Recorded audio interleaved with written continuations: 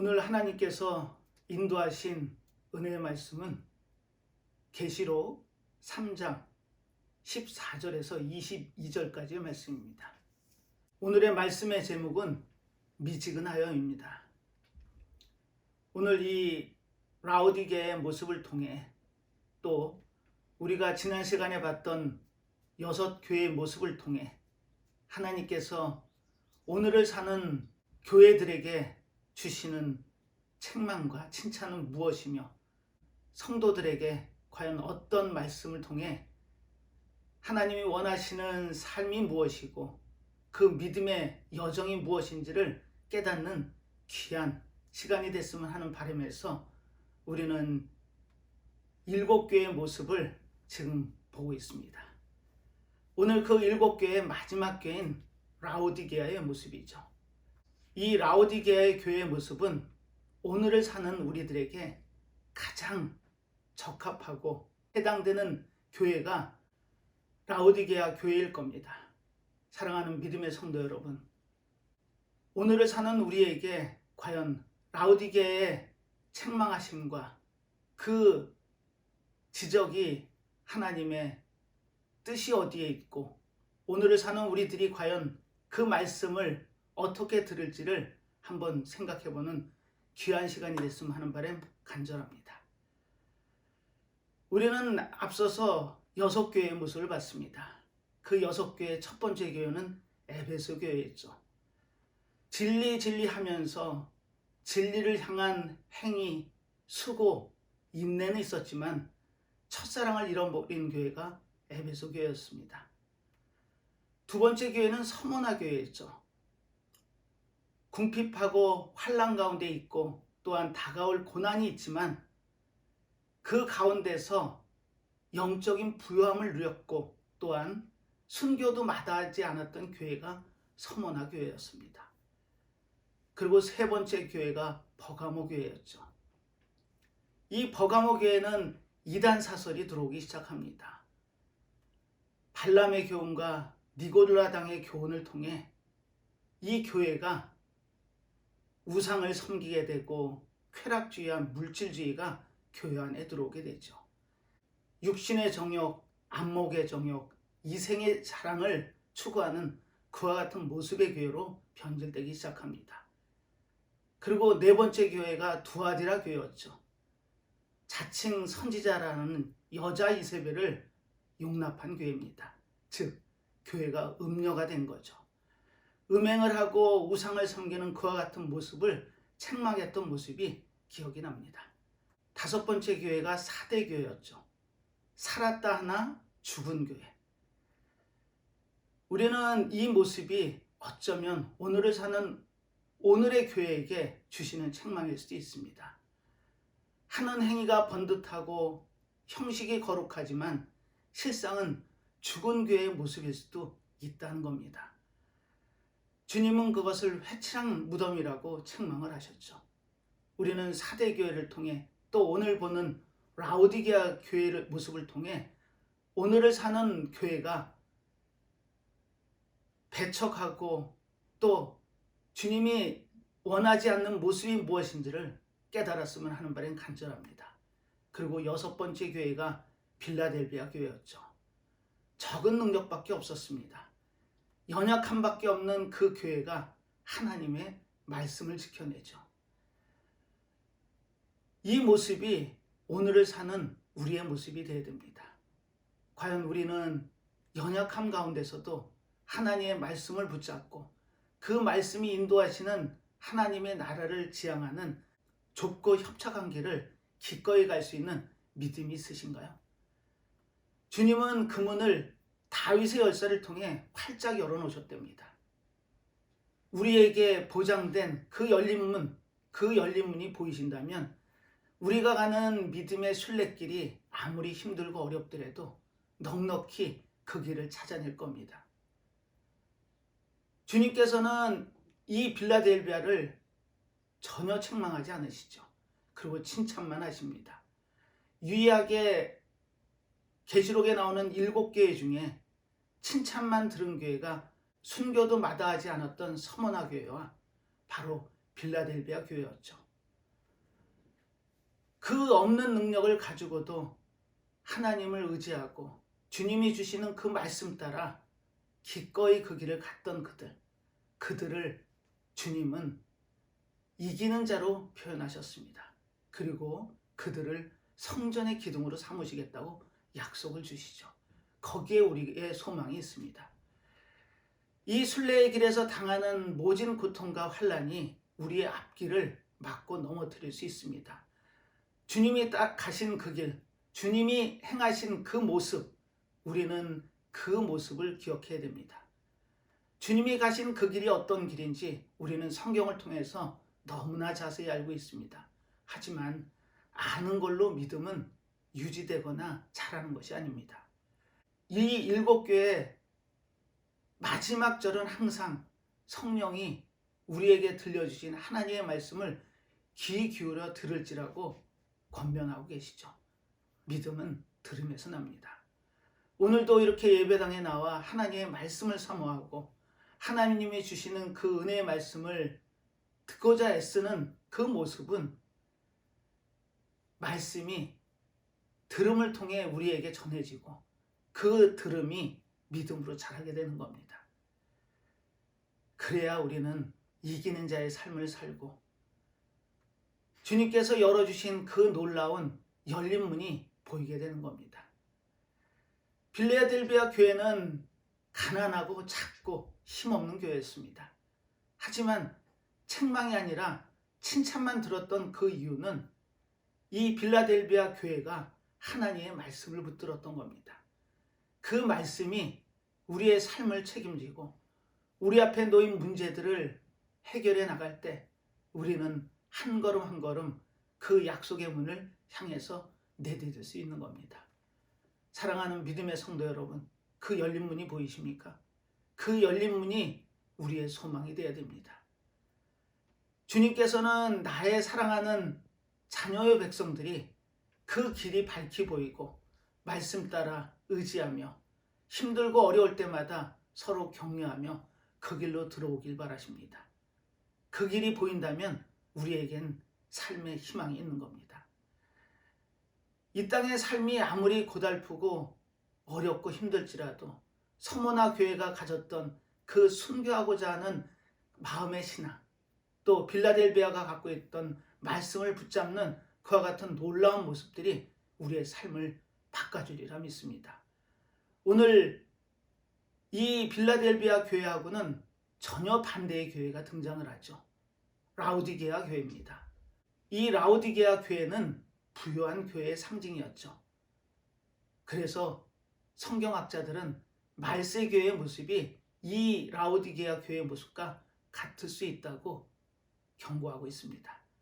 오늘 하나님께 주시는 이 말씀을 통해 마지막 때의 교회의 모습은 어때야 되는지, 또 어디를 지향해야 되는지 찾아보는 귀한 시간이 됐으면 하는 바람 간절합니다. 오늘 본문은 이렇게 시작합니다. 라오디게아 교회의 사자에게 편지하기를 아멘이시오 충성되고 참된 증인이시오 하나님의 창조의 근본이시니가 가라사대. 이렇게 마지막 7번째 교회의 말씀이 시작되고 있습니다. 기대가 되지 않으시나요? 우리 지금 오늘을 사는 우리들에게 가장 근접한 말씀이 이 라오디게아 교회의 말씀이라면 우리는 오늘 이 말씀을 붙잡아야 됩니다. 그리고 오늘을 사는 우리가 어떤 교회의 삶으로 나아가야 되는지 찾아보는 시간이 됐으면 하는 바람 간절합니다. 알렉산더 대왕이 세상을 통일하고 사후에 4개의 나라가 쪼개지죠. 그 중에 이 소아시아 지역은 셀류쿠스 왕조가 들었습니다. 그리고 거기에 안티오쿠스 2세라는 왕이 등극을 하죠. 아버지 1세의 뒤를 이어서 왕에 등극합니다. 그 왕의 아내 이름이 라오디케입니다. 자신의 아내의 이름을 따서 한 도시를 만들고 그 이름을 라오디게아라고 명명을 하죠. 이 라오디게아 교회는 인근에 2 도시를 우리는 눈여겨봐야 됩니다. 동쪽으로 16km 정도 떨어져 있는 골로새 지역이 있죠. 그리고 북쪽으로는 성스러운 도시라는 히에라폴리스가 있습니다. 북쪽 10km 지점이 있습니다. 이처럼 히에라폴리스, 라오디게아, 골로세라는 이 세 도시가 하나의 생활권으로 묶여 있습니다. 소아시아 지역에 AD 17년에 거대한 지진이 일어나죠. 빌라델비아 교회는 완전히 전파가 됩니다. 그래서 중앙정부인 로마의 지원을 받아 복구가 되죠. 하지만 이 로마 중앙정부의 지원금을 안 받은 도시가 있습니다. 이 라오디게아가 그 지역이었습니다. 그만큼 부유한 땅이란 얘기죠. 지진으로 인해서 도시가 폐허가 됐지만 자력으로 일어날 수 있을 정도의 재정적인 능력이 탁월한 도시가 라오디게아입니다. 이처럼 라오디게아는 인구도 많고 교통의 요지이며 무역이 발달했죠. 그리고 심지어는 은행까지 있었다고 합니다. 이런 도시에 하나의 문제점이 있었죠. 사실 사람이 사는 데 있어서 가장 중요하다고 할 수 있는 물이 부족했습니다. 그래서 이 라오디게아에서는 그 물을 끌어들이기 위해 히에라폴리스까지 수로를 파죠. 그리고 그 히에라폴리스에서 물을 들여옵니다. 그런데 이 히에라폴리스는 우리가 잘 아는 파묵칼레입니다. 모카의 성이라는 지역이죠. 석회석이 물에 포함되어 있는 그와 같은 지역이었습니다. 그래서 땅에서 올라온 온천수가 마르면 소금처럼 하얀 그런 은결이 만들어졌습니다. 그게 쌓였던 거죠. 그래서 모카의 성처럼 하얀 지역이 파묵칼레, 즉 히에라폴리스였습니다. 우리는 이 성경의 구절에서 오해하기 쉬운 구절이 하나 있습니다. 그 구절을 먼저 보고 본문을 살피겠습니다. 15절에 보면 내가 내 행위를 아노니 내가 차지도 아니하고 더없지도 아니하도다. 내가 차든지 더없든지 하기를 원하노라. 이렇게 기록이 되어 있습니다. 사실 이 성경 본문이 많이 오역되는 부분도 있습니다. 차든지 더없든지 믿을 거면 확실히 뜨겁게 믿고 그렇지 않을 거면 차라리 믿지 말라. 이렇게 해석을 하는 이도 왕왕 있습니다. 그리고 우리의 모습이 미지근하답니다. 자, 경계점이 있고 이것도 아닌 저것도 아닌 그와 같은 믿음은 갖지 말라는 책망일 수도 있죠. 하지만 이 라오디게아가 처한 시대적 상황이나 지형적인 여건을 판단해 본다면 사실 성경의 그 말은 그런 의미로 해석돼서는 안 됩니다. 찬 것도 좋고 더운 것도 좋답니다. 하지만 미지근한 거는 지양하라는 거죠. 자, 그 의미가 무엇인지 우리는 라오디게아의 배경을 통해서 알아봅니다. 라오디게아는 물이 부족하다고 말씀을 드렸죠. 그래서 북쪽 10km 떨어져 있는 히에라폴리스에서 이 뜨거운 온천수를 수로를 통해 끌어들여서 라오디게아 사람들이 생활용수와 식수로 썼습니다. 그러다 보니 이 온천물이 10km의 여정을 오다 보면 물이 식기도 하겠죠. 근데 문제는 그 물 안에 석회석이 많이 함유되어 있었습니다. 그래서 그 물을 마시게 되면 구토가 나왔죠. 그래서 미지근한 물을 마시면 구토를 토하여 내치리라는 성경의 구절을 통해 이 라오디게아 교회를 책망하고 있었던 겁니다. 주님은 아셨죠. 그들이 먹는 물의 의미를 정확히 깨고 계셨던 겁니다. 라오디게아 사람들은 이 물 때문에 고민을 하다가 동쪽으로 16km 떨어져 있는 골로새 지역에서 물을 끌어대기 시작합니다. 자, 이 골로새 지역은 우리가 성경에서 잘 알고 있죠. 바로 사도 바울이 로마 감옥에 갇혀서 옥중 서신을 4편을 남기죠. 에베소서, 골로새서, 빌레몬서, 빌립보서입니다. 그 옥중 서신의 배경이 되는 골로새 교회가 있는 지역이 바로 이 골로새 지역입니다. 이 골로새 지역의 물은 차고 맑았습니다. 그래서 이 물을 끌어서 식수로 썼던 겁니다. 자, 이와 같은 사전적인 배경 지식을 알고 본문을 본다면 본문이 훨씬 더 명쾌하게 이해가 되실 겁니다. 라오디게아 교회의 사자에게 편지하기를 아멘이시오 충성되고 참된 증인이시오 하나님의 창조의 근본이시니가 가라사대 이렇게 기록이 되어 있습니다. 여기서 눈에 띄는 단어가 보이시죠? 아멘입니다. 자, 이 아멘의 뜻이 뭔가요? 이 아멘은 히브리어입니다. 참되고 확실하시다. 창세기 1장 1절은 이렇게 시작하죠. 태초에로 시작합니다. 태초에 하나님이 천지를 창조하시니라. 그렇다면 성경의 마지막 절은 무엇일까요? 계시록 22장 21절에 보면 주 예수의 은혜가 모든 자들에게 있을지어다. 아멘. 이렇게 성경이 끝납니다. In the beginning으로 시작하는 태초에 아멘으로 끝나는 성경의 마지막. 자, 이 의미가 뭘까요? 이 의미는 간단합니다. 그 안에 성경 66권이 들어가죠. 태초에 하나님이 이 땅을 창조하시고 그 이루어 가심이 하나님의 언약과 계획대로 이루어 가심이 분명합니다라는 확실한 고백이 아멘이라는 뜻에 담겨 있었던 겁니다. 언약이 하나님이 약속하신 그 언약은 반드시 이루어질 줄 믿습니다라는 고백이 아멘의 뜻이었죠. 우리가 이 아멘의 뜻을 정확히 이해를 하려면 이사야서 65장에 가면 확인할 수 있습니다. 그 65장에 보면 진리의 하나님이 등장하죠. 진리의 하나님께 우리의 복을 빌고 우리의 맹세를 하라는 구절이 나옵니다. 16절이죠. 자, 이 내용을 이렇게 보시면 틀림이 없습니다. 진리의 하나님, 아멘의 하나님, 참 하나님이라는 의미입니다.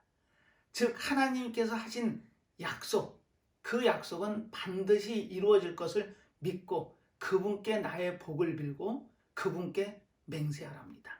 그게 아멘의 의미였죠. 그리고 17절에 하나님은 이렇게 결론을 지으시죠. 새하늘과 새 땅을 주시겠답니다. 우리가 가고자 하는 하나님의 나라, 그 하나님의 나라를 소망할진데 우리가 17절을 놓치고 갈 수는 없죠. 이사야서 65장 17절에는 새하늘과 새 땅을 주시는 분이 창조주 하나님이시랍니다.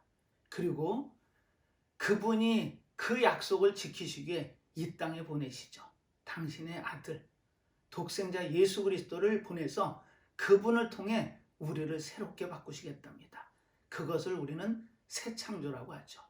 자, 이 내용을 알고 이 본문을 다시 들여다보신다면 이제 의미 해석이 분명하실 겁니다. 이 라오디게아를 통해서 오고 오는 교회들에게, 오늘을 사는 우리들에게 주님이 주시는 칭찬과 책망이 무엇일까요? 자, 그 내용이 이렇게 시작합니다. 아멘이시오 충성되고 참된 증인 말티스, 증인이 하나님의 창조의 근본 룰러, 즉 그 의미는 지배자요 창조주이신 그분 주님께서 이 라오디게아에게 권면을 하고 계십니다. 자, 주님께서 하신 권면이 무엇인지를 오늘 그 내용을 찾아보고 반면교사로 삼길 바라겠습니다. 내가 내 행위를 아노니 내가 차지도 아니하고 더없지도 아니하도다. 내가 차든지 더없든지 하기를 원하노라. 자, 본문을 확인해 보시면 이제 제가 서두에 말씀드렸던 오역이 있다고 말씀을 드렸는데 찬 것도 좋고 더운 것도 좋답니다.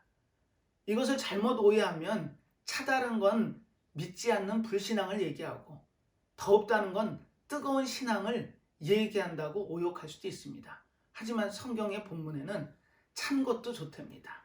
자, 그 의미는 골로새라는 지역에서 들어오는 그 차고 맑은 물이 우리 삶에 반드시 필요하답니다. 그래서 그 물을 차갑고 좋은 걸로 성경은 기록하고 있었던 거죠. 그리고 히에라폴리스에서 오는 뜨거운 온천수도 생활용수는 그만이랍니다. 그래서 찬 것도 좋고 뜨거운 것도 좋은데 지금 라오디게아가 처한 현실, 미지근한 거는 안 된다고 책망하고 계셨던 거죠.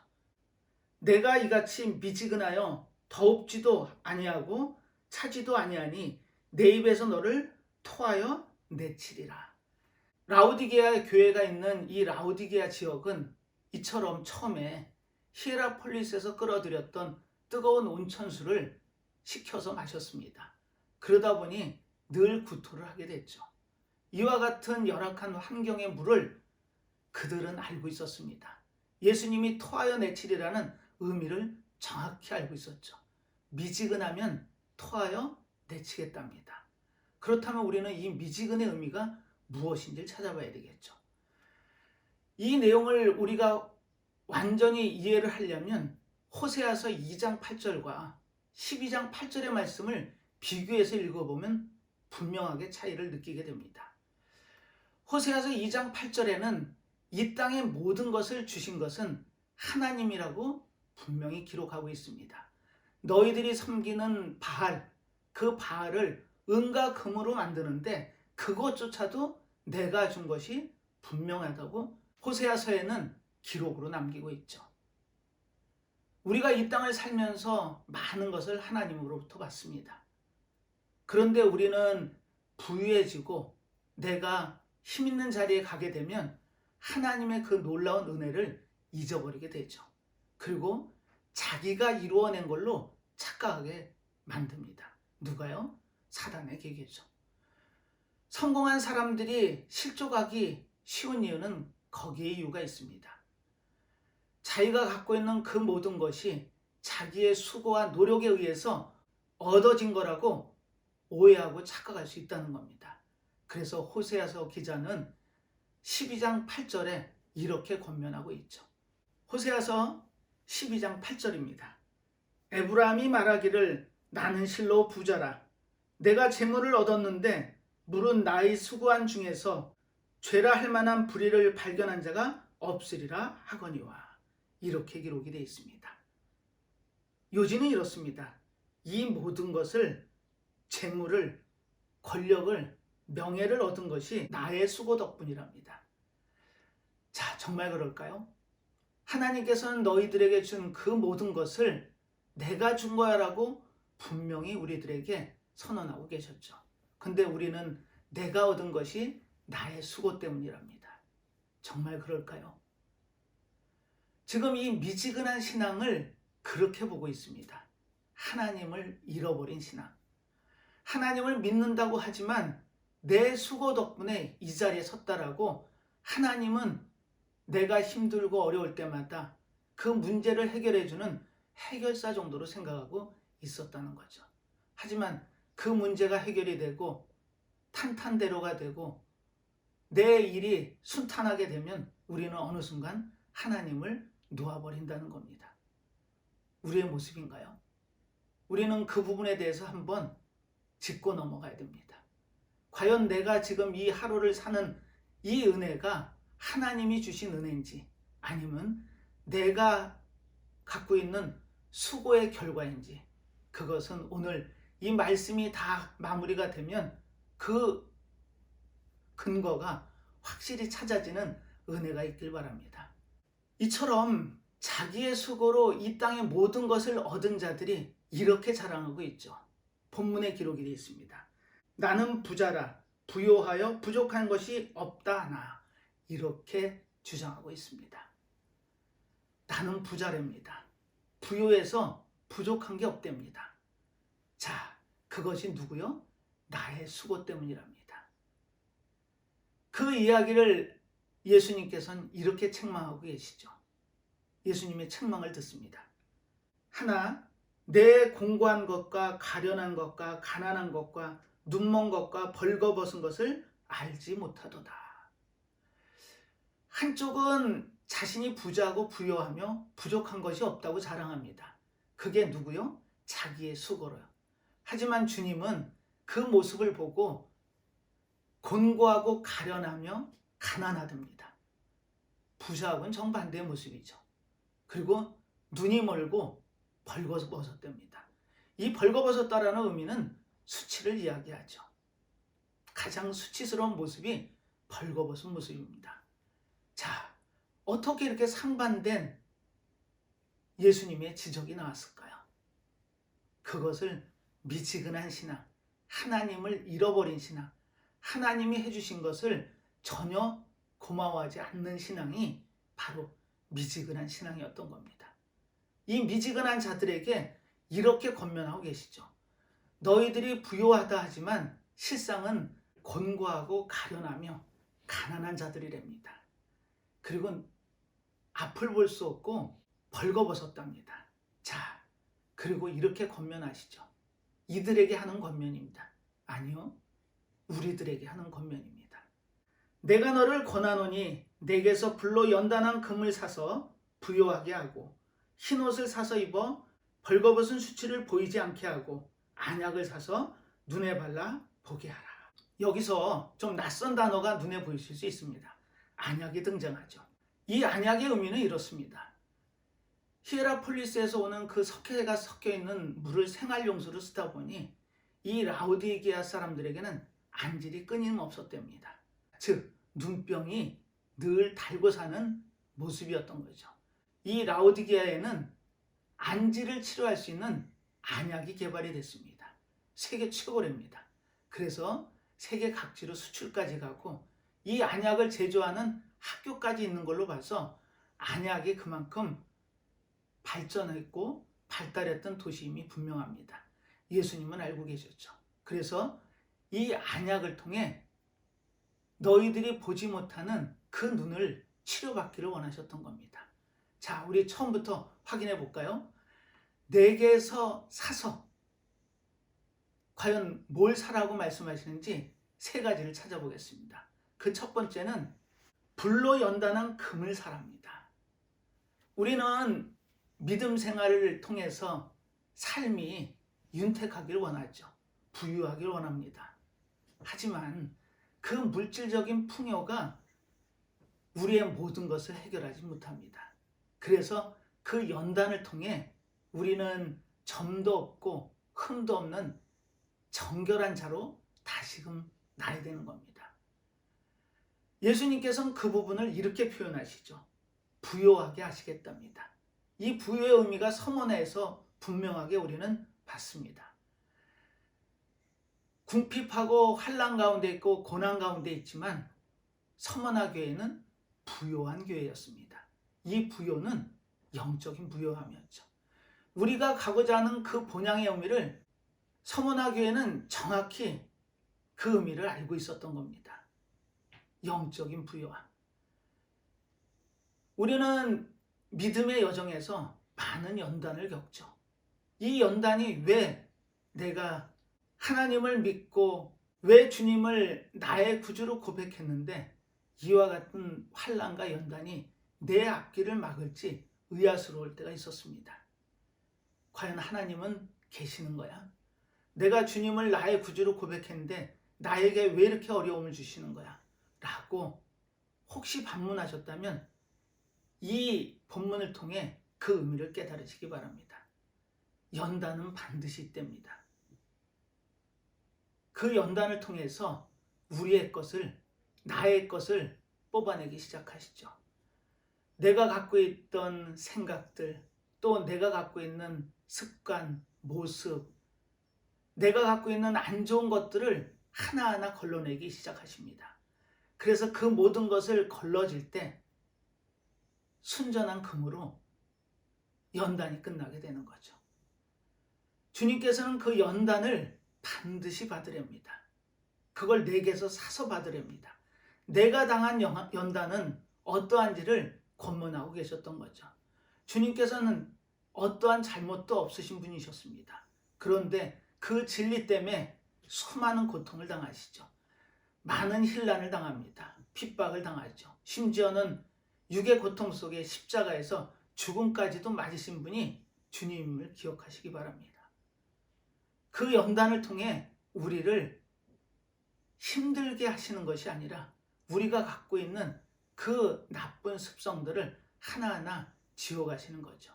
그 과정이 연단의 과정임을 기억하시기 바랍니다. 그리고 우리를 영적으로 부요한 자로 세우시겠답니다.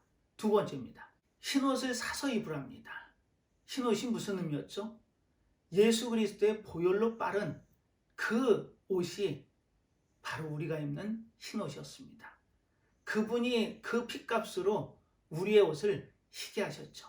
그리고 남긴 자 이긴 자들을 그 흰옷을 입혀서 하나님의 나라에 함께 가시겠답니다. 그 열린 문이 보이셔야 됩니다.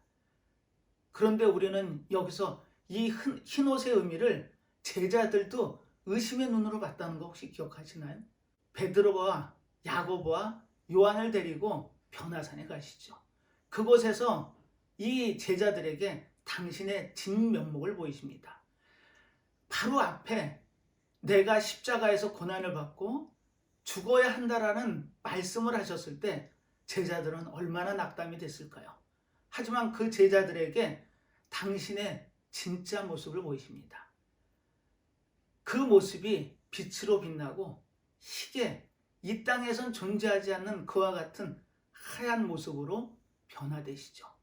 우리는 그 모습을 기억해야 됩니다.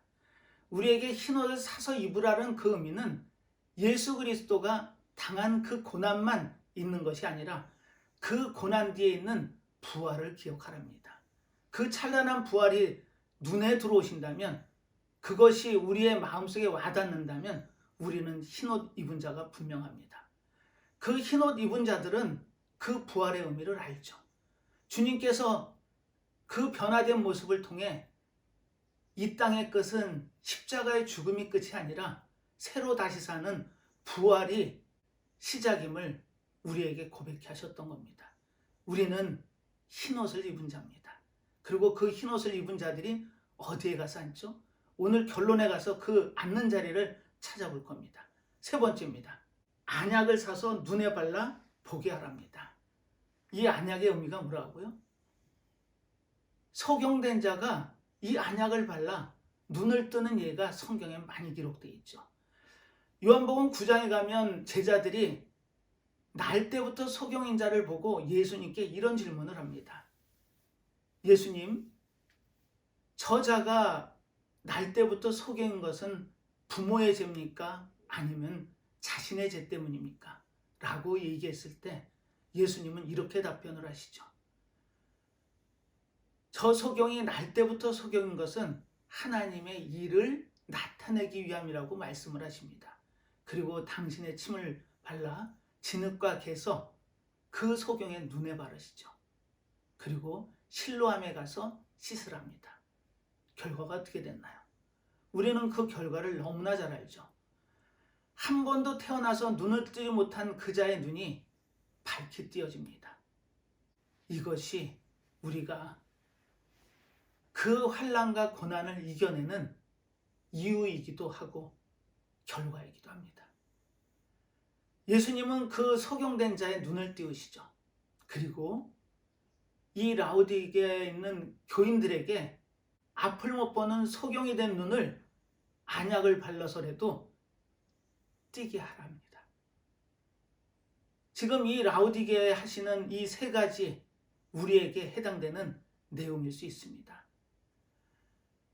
물질적인 부요함이 아니고 이 연단을 통해서 얻게 되는 놀라운 정결함이 우리의 영적인 부요함을 책임진답니다.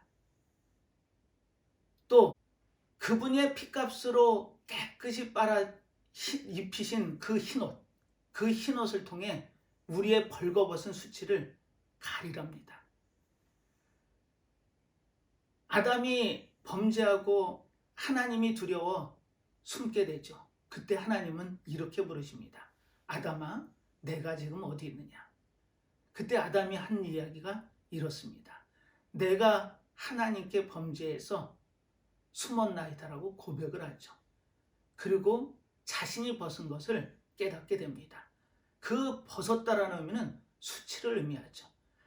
본인이 한 그 잘못을 통해 얻은 그 수치감이 하나님을 온전히 볼 수 없게 만들었던 겁니다. 하나님하고의 단절을 의미하죠. 그때 하나님은 기꺼이 가죽옷을 통해 그 아담을 입히십니다. 이것이 우리가 이 믿음의 여정을 가는 힘이고 근간입니다. 흰옷을 사서 그 잘못 가운데 죽을 수밖에 없는 그 모습을 덮어주시겠답니다. 그리고 그 앞을 못 보는 소경의 눈을 가진 너희들 안약을 통해 밝히 보랍니다. 밝히 보이시나요? 우리는 그 영안을 통해 분별을 통해 하나님의 그 약속의 길이 훤히 보여야 됩니다. 이 라오디게아는 책망만 받았죠. 그런데 주님은 이들을 내 사랑하는 자라고 말씀을 하십니다. 본문입니다. 무릇 내가 사랑하는 자를 책망하여 징계하노니 그러므로 내가 열심을 내라 회개하라. 여기서 징계가 나오죠. 히브리서 12장에 가면 이 징계의 의미가 명확히 기록이 되어 있습니다. 파이데이안. 이 징계는 잘못한 자식을 부모가 체벌하는 것이 아닙니다. 자식이 잘못할 수 있죠. 하지만 그 부모는 그 자식을 사랑에 매료드는 겁니다. 징계할 수 있습니다. 징계받지 않는 자는 사생하고 내 아들이 아니랍니다. 우리는 하나님께 사생한가요? 하나님의 아들이 아닌가요? 우리는 그분을 통해 인치심을 통해 우리는 하나님의 자녀의 백성이 된 하나님의 사람입니다. 계시록 22장 11절에는 그 기록을 이렇게 이야기하고 있죠. 주 예수의 은혜가 모든 자들에게 있을지어다. 아멘. 여기서 모든 자는 NIV 성경에서는 분명하게 가스피플로 기록합니다. 하나님의 사람. 하나님의 사람은 주님의 은혜로 그 열린 문이 보이게 되는 겁니다. 그리고 내가 열심을 내라 회개하라. 여기서 열심이라는 건 책망받았던 교회들이 했던 모습인 형식의 메인 모습을 이야기하는 것이 아닙니다. 이 열심은 열중하라, 집중하라의 의미입니다. 영국 속담에는 이런 속담이 있죠. 사랑하게 되면 눈이 1000개가 된다. 공감합니다. 이 사랑하는 자의 위치에 서면 눈이 1000개 달린 것처럼 밝히 보이죠. 그래서 그 필요를 알 수가 있습니다. 이처럼 사랑하는 자의 위치에 서십시오. 그래서 그 밝히 보이는 눈으로 집중하랍니다. 그러면 보입니다. 그리고 회개하랍니다. 우리는 그 사랑하는 마음을 통해 주님을 깨닫고 주님이 보여주시는 그 열린 문이 밝히 보인다면 우리는 회개한 것이 맞습니다. 그 회개는 바른 길로 돌아가는 확실한 근거가 될 테니까요. 자, 오늘 가장 중요한 20절입니다. 볼지어다 내가 문 밖에 서서 두드리노니 누구든지 내 음성을 듣고 문을 열면 내가 그에게로 들어가 그로 더불어 먹고 그는 나로 더불어 먹으리라. 아멘. 사실 이 대목을 우리는 전도지에서 많이 보죠. 주님이 당신의 심령 밖에 지금 와 계십니다. 그 두드리는 소리가 들리시나요? 그렇게 해서 전도되는 사람들도 분명히 있음은 부인할 수 없습니다. 하지만 이 내용은 라오디게아 교회의 사람들에게 하신 주님의 권면입니다. 그리고 그 두드리는 집은 다른 집이 아닙니다. 바로 주님의 집이죠. 누가복음 12장에 가서 확인을 해보면 주님께서 혼인잔치에 가셨다가 내 집에 돌아와 문을 두드리십니다. 그때 종들은 어떤 모습이어야 될까요? 깨어 기다려야 되겠죠. 끈을 허리에 동이며 이것은 준비를 의미합니다.